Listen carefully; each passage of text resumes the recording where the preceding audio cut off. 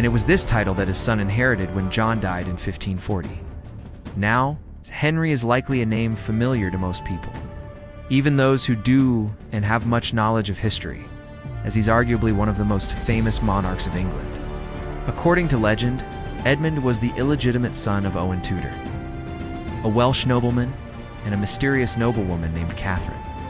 Possibly Catherine of Valois, widow of Henry V, however, unlike most other royal lines we've looked at in previous episodes.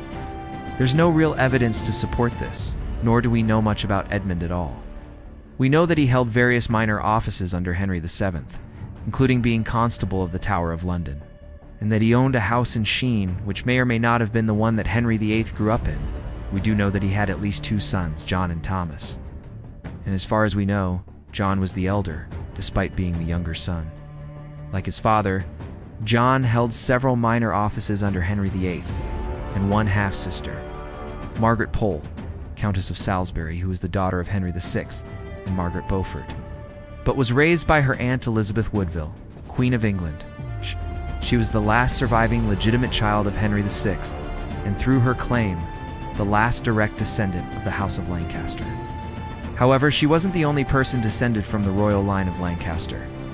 Her cousin, Lady Margaret Douglas, was the daughter of Margaret Pole's brother, George, Duke of Clarence.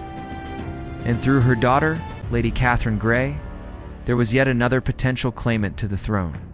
He was born in 1491, the second son of Henry VII and Elizabeth of York, thus making him a member of the House of Tudor. And he became king in 1509 upon the death of his father. It was during Henry's reign that England experienced significant political and religious changes. As he broke with the Roman Catholic Church and established the Church of England, he married 6 times but had only 3 children who lived to adulthood. Mary, born to his first wife, Catherine of Aragon; Elizabeth, born to his second wife, Anne Boleyn; and Edward, born to his third wife, Jane Seymour. Of these 3, only Mary and Elizabeth would have children, though the legitimacy of both of their offspring was disputed. And what ultimately led to the end of the House of Tudor? Before we get into it, if you like this sort of content and want to see more from us, then consider subscribing so that you never miss an upload. You can also check out our other social media accounts to see what we re-up to when we re-not writing scripts. The former King Edward VI and the last king of the dynasty, Charles I. Today we going to be looking at their family tree and answering some questions such as, who were the ancestors of this royal line, and where did they get their start? So let us just dive right into it with a look at the family tree, starting at the top with Henry VIII.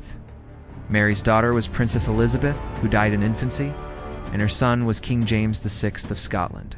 Now, moving down to Henry's siblings, he had one full sister, Mary, who died in 1533, Lady Jane Grey, who we mentioned at the beginning of this video, was a great-great-granddaughter of this line.